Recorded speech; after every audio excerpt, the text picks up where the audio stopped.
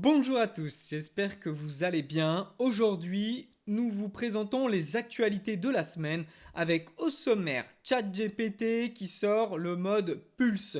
Le mode Pulse, c'est un petit briefing personnalisé chaque matin avec vos actualités rapides et un petit peu les idées pratiques. Donc c'est très personnalisé, c'est un peu ce vers quoi se dirige ChatGPT. C'est un assistant au quotidien qui va rentrer dans votre vie et qui va être bientôt indispensable pour les gens. La deuxième nouvelle de la semaine, c'est aux États-Unis, des gens qui gagnent 30 dollars par jour, parfois plus, en donnant à l'intelligence artificielle, en donnant à des grosses boîtes de l'IA leurs données, leur appel téléphonique. Les appels téléphoniques sont ensuite filtrés et entraînés avec l'IA. La troisième nouvelle, c'est Sora 2 qui est sorti par OpenAI qui autorise les deepfakes. Donc c'est un pas de côté de la part de OpenAI et c'est assez problématique, on le verra.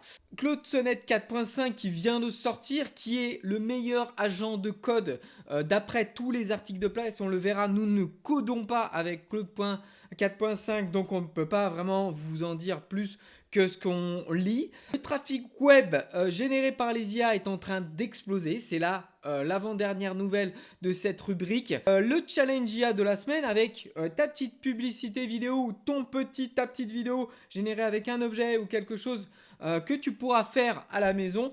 Et on passe à la suite. On commence avec la première nouvelle de la semaine, ChatGPT Pulse, l'assistant qui révolutionne vos matins et menace un peu les newsletters. Parce que les newsletters, c'est un peu le fil de l'actualité qui est souvent personnalisé en fonction de notre auditoire, des gens qui veulent tout simplement recevoir la newsletter. ChatGPT Pulse, il est très fort. C'est valable, c'est uniquement pour l'instant disponible aux États-Unis. C'est un petit brief ultra personnalisé dès le matin qui connaît vos habitudes, il anticipe vos besoins et il vous fait gagner des heures. Donc on se dit, les newsletters et toutes les choses personnalisées, ChatGPT est en train petit à petit de le grappiller. On verra quand ça sortira en Europe. Si vous avez un VPN, n'hésitez pas à utiliser ChatGPT Pulse. C'est assez impressionnant. On vous donnera des nouvelles quand ça sort en Europe. La seconde nouvelle de cette semaine, c'est des Américains qui sont payés 30 dollars par jour pour enregistrer leurs appels et en fait les donner à l'IA, les vendre aux IA. Donc comment ça se passe? C'est tout simplement des échanges qui sont enregistrés. Ce sont des échanges vocaux qui sont enregistrés et les utilisateurs touchent une rémunération. Donc c'est assez impressionnant parce qu'on se rend compte que il y a de plus en plus de mal à trouver des contenus pour les intelligences artificielles. Donc on paye les gens pour les entraîner. Donc voilà, et c'est des nouveaux modèles de rémunération qui s'ouvrent à certains Américains et certains en profitent. Je vous laisserai regarder cet article du Presse Citron. La troisième nouvelle de cette semaine, c'est Anthropic qui dévoile le modèle Claude 4.5. C'est considéré comme l'un des meilleurs modèles de codage au monde sur les intelligences artificielles. On a vu beaucoup de vidéos sur ce sujet où des gens développent des solutions IA, développent des sites internet, des applications avec Claude Code et c'est assez impressionnant, je dois vous le dire, parce que finalement, le travail qui prenait parfois une semaine, en 1 heure, en 2 heures, ce travail est bouclé. Donc c'est super intéressant. Je vous inviterai à tester l'outil Claude 4.5 Sonnet. La quatrième nouvelle cette semaine, c'est Sora 2 qui vient d'être disponible et qui est sorti par OpenAI qui autorise les deepfakes. Donc là, c'est un peu le côté noir de toutes ces intelligences artificielles, c'est qu'on voit venir des modèles qui sont de plus en plus permissifs et qui sont en train de risquer de dégénérer. Donc vous le verrez sur Sora 4.2. Donc il y a tout un tas de choses qui sont présentées. Je vous inviterai à consulter notre Instagram. Nous avons des posts sur Sora. Donc l'évolution en 1 an, il y avait Sora, le premier modèle, et là le deuxième modèle. Et on compare vraiment deux prompts identiques. C'est assez impressionnant. À cette vitesse, on se demande très concrètement où est-ce que ça va aller, mais ça va très vite. On passe à la cinquième nouvelle de la semaine. Je me suis trompé dans le sommaire. Ce n'est pas les recherches sur l'intelligence artificielle qui sont en train de booster, c'est les IA, les intelligences artificielles qui viennent sur votre site internet. Donc on a une hausse de x10 en un an selon la REF. Donc de juin 2024 à juin 2025, le trafic web provenant des outils d'intelligence artificielle a été multiplié par 9,7. Donc c'est-à-dire que sur votre site web, il y a 9 fois plus d'intelligence artificielle qui potentiellement sont venus récupérer des informations sur votre site internet. Ce qui veut dire tout de même que les gens font des requêtes sur les intelligences artificielles pour venir chercher des informations sur votre site web. C'est maintenant les intelligences artificielles qui sont chargées d'aller dans vos sites web chercher les informations. On passe à la 6e nouvelle de la semaine. C'est assez grave. C'est en Moldavie. Il y a eu des ingérences russes sans précédent et la Moldavie est en train de plus en plus de se rapprocher des Européens.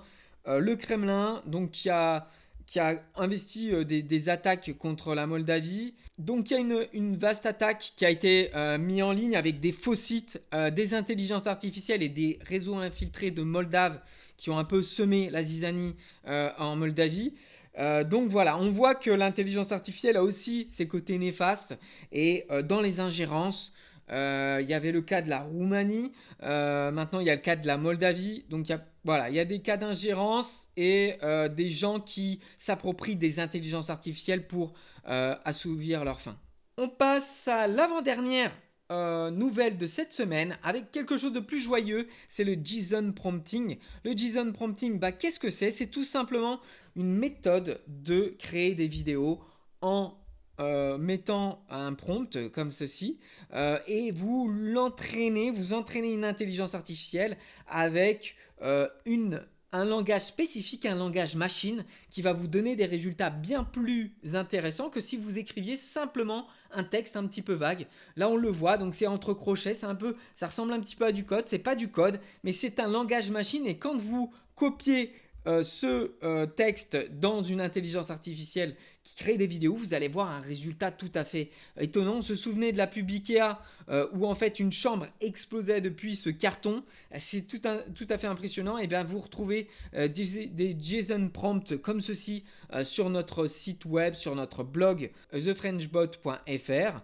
Je vous invite à regarder, c'est tout à fait intéressant d'utiliser ce genre de prompt. On a également créé une vidéo avec The French Bot sur YouTube qui vous présente comment créer ces JSON prompts. Je vous invite à la regarder, c'est super intéressant, ça se fait en 10 minutes et vous avez les compréhensions de comment ce modèle peut marcher. Vous allez voir le début de cette vidéo qu'on a générée.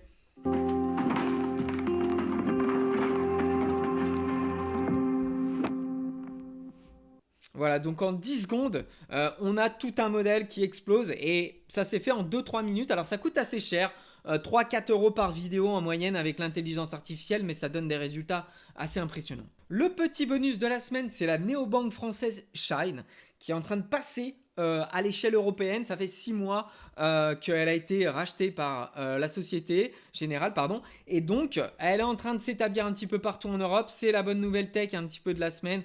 Puisque la compagnie danoise va en fait intégrer tous les outils à Shine et va faire un seul, comme un agglomérat où tout va être intégré dans Shine. Donc ça va être super intéressant pour les gens, je pense, qui ont Shine. Ils vont avoir des nouvelles fonctionnalités, je vous inviterai à suivre. C'est français, ça a été racheté, mais c'est super intéressant de voir l'évolution des startups aussi françaises. On passe au dernier petit bonus, c'est Starlink, l'entreprise d'Elon Musk qui est en train d'ouvrir ses satellites. Vous savez qu'il déploie des satellites dans l'espace qui offrent des connexions. Lorsqu'il y avait eu le début de la guerre russe-ukrainienne, eh bien Elon Musk avait offert ses satellites, offert ses connexions aux Ukrainiens pour la guerre. C'est toujours en place, c'est-à-dire que les Ukrainiens aujourd'hui utilisent Starlinks. Et donc là, il ouvre ses satellites à WhatsApp et à Google Maps. Derrière, c'est T-Mobile. Vous le voyez juste ici, c'est une entreprise qui est partenaire du projet, donc qui améliore un petit peu son offre et qui montre comment c'est possible dans les zones blanches d'avoir maintenant des connexions Internet. Donc c'est super intéressant parce qu'à l'heure où on nous vante la 5G, je trouve très intéressant de se dire déjà essayons peut-être de couvrir les zones où il n'y a pas Internet. Et c'est ce qu'est en train de faire Starlink en ce moment. Je vous remercie de nous suivre sur YouTube. Merci de nous soutenir, ça nous donne énormément de force. On a besoin de votre soutien parce qu'on n'est pas rémunéré pour faire ces vidéos. Ça nous demande beaucoup de temps, beaucoup plus de temps que sur Instagram pour faire des contenus courts. Donc je vous invite à nous aider, à vous abonner à cette chaîne, à laisser un commentaire en bas de cette vidéo. Si le format des actualités vous plaît, on continuera chaque semaine. On a une newsletter qui est juste ici. Vous pouvez vous abonner à la newsletter. Vous le mettez en commentaire, on vous envoie le lien pour vous abonner. Je vous souhaite une bonne fin de journée. À très vite. Bye bye.